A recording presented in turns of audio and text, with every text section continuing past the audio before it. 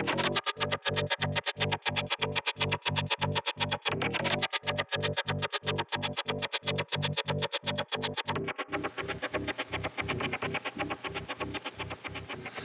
and welcome to another unboxing from Pushing Cardboard.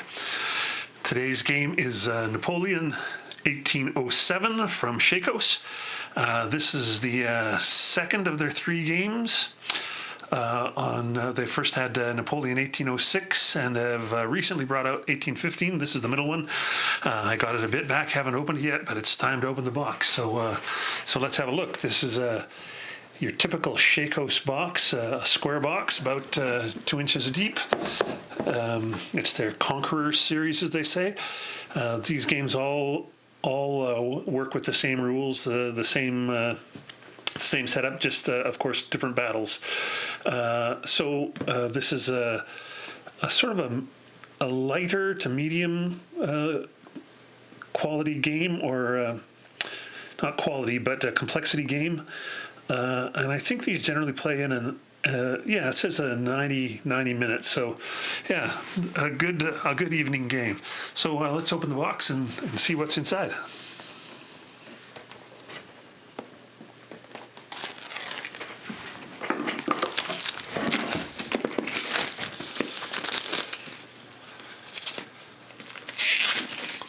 I appreciate the fact that Shakos goes for their own artwork on their boxes, rather than so many companies just use recycled artwork and whatnot. So it's nice to see some original artwork.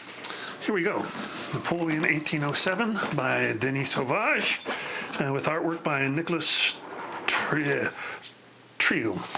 Well, who knows? Sorry if I mispronounced that. All right, first thing we have in the box is a quick start sheet to get you up and going right away. This is, I think the other two games have a similar thing.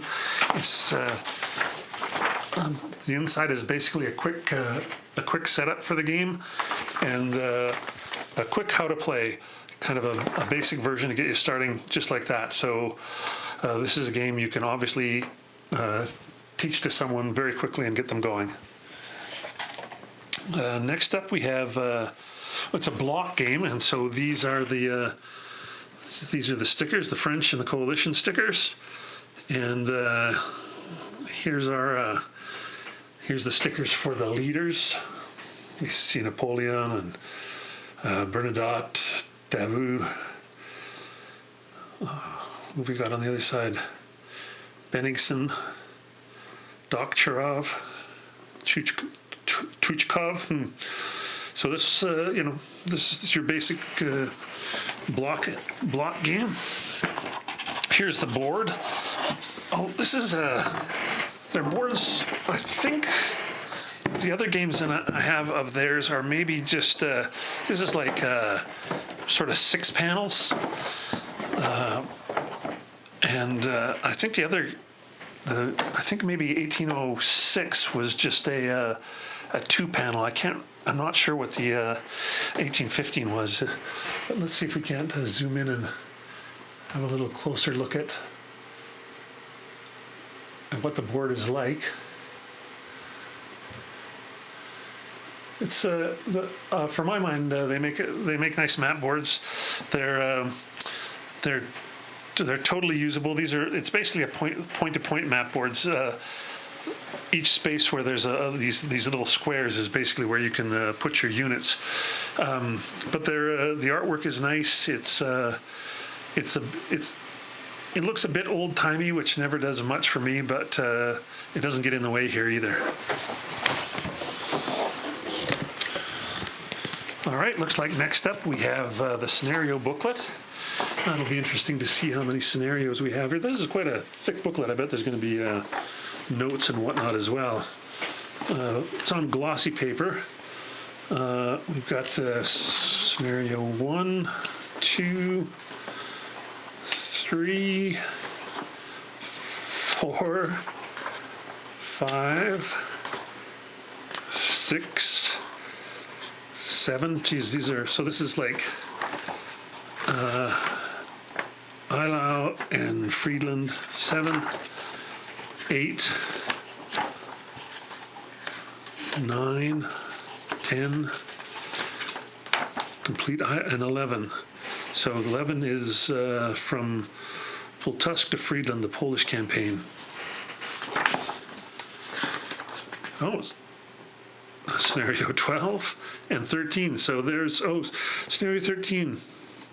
Kind of this what-if scenario allows players to link Napoleon 1806 to Napoleon 1807. Well, that's interesting. And then we have a campaign history and design notes, and some sample cards and events. Well, there you go. There's a lot of scenarios in this game. That'll be interesting. Here's the rule book. As I said, I've seen 1806, so I know this a little bit. The rules aren't, it's a 20-page rule book. The rules are not, they're not dense or overbearing. It's, it's basically just 15 pages of rules with plenty of illustrations and explanations, so it's not a hard game to grok at all. You can kind of see what here in this game setup. You have the board, then each player has a as we'll see, we'll get to it, each player has their own OOB display, and then each player also has a screen so that the other person can't see the makeup of their OOB. So you can't tell which units are strong and which aren't. You looking at the board, you can tell where everybody is, but you don't know what has been assigned to each leader. These are the screens. There's the coalition screen, and there's on the back side of the screen, the side that would be facing you if it was your screen, handily is a player aid card. So that works great. Same thing for the French screen with the player aid card on the back side. And here we see the first of the what would you call these, order of battle boards. That's quite a bit. There's this must be for 2 different scenarios. Yes, one is for Eylau and one is for Friedland. I'm sure I'm massacring the pronunciation of both of those.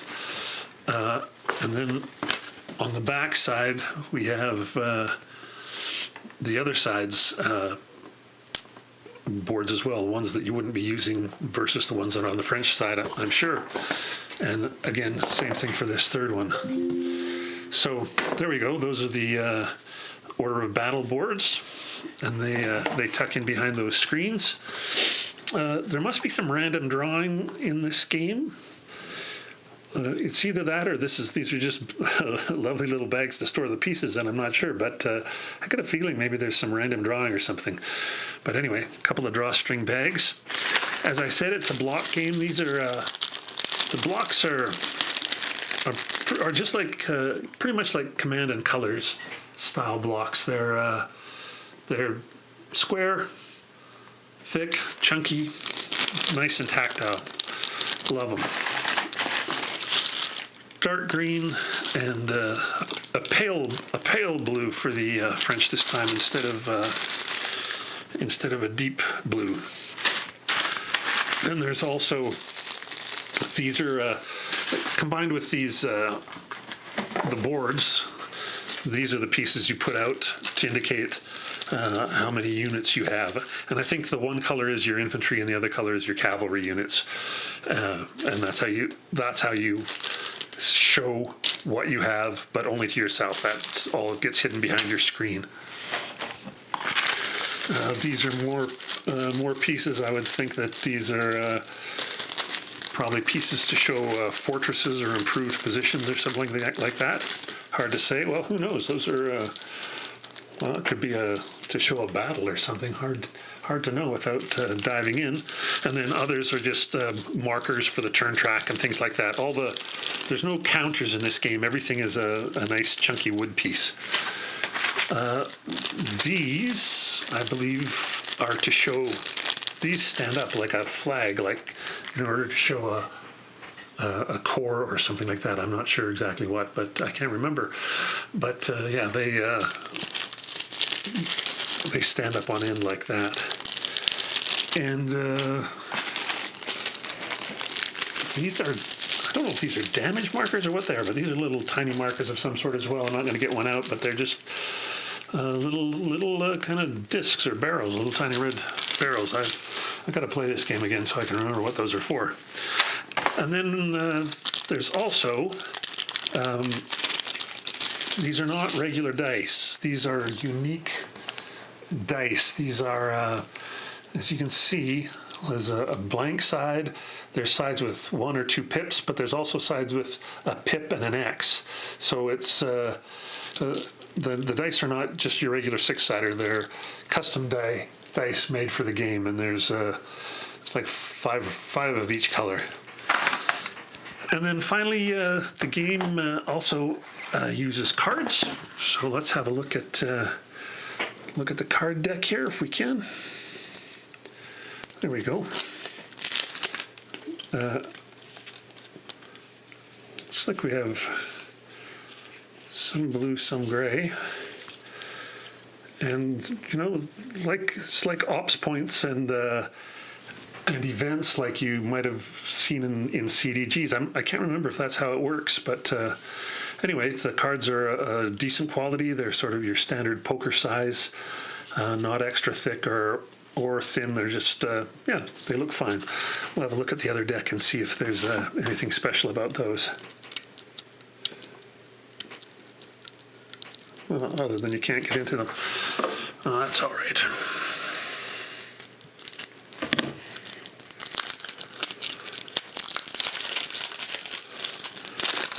All right, the other deck. Oh, I see. So we have a few more of these blue, and then that one is both sides, and then a bunch of white. So who knows? We got white, we got gray, we got blue. But yeah, nice looking cards, nice looking components all in all in this game. I think Shakos does a good job with their component quality. So yeah, there we have it. That's Napoleon 1807. It's if you've seen the 1806 or the 1815 that just came out, then you pretty much know what you're getting. Good looking games from Shakos, and fairly easy to teach and play. Thanks for checking out the channel. Subscribe if you like it, and also give the podcast a shot if that's your thing. pushingcardboard.com. Thanks for watching.